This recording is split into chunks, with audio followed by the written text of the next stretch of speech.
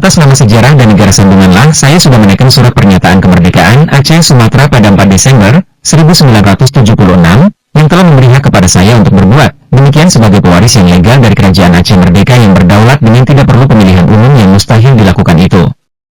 Dalam istilah ilmu hukum internasional ini tidak berarti dengan tidak ada pemilihan lebih awal yang sudah disahkan 1000 tahun yang lalu dalam sejarah menurut UUD Kerajaan Aceh yang lebih kurang sama dengan UUD kerajaan-kerajaan lain di dunia. Dengan tidak ada sistem itu, maka kita tidak mempunyai pegangan yang begitu kuat dan sempurna untuk mendirikan Aceh Merdeka, dan saya tidak mempunyai alasan legal dan bersejarah untuk menjadi wali negara Aceh Merdeka.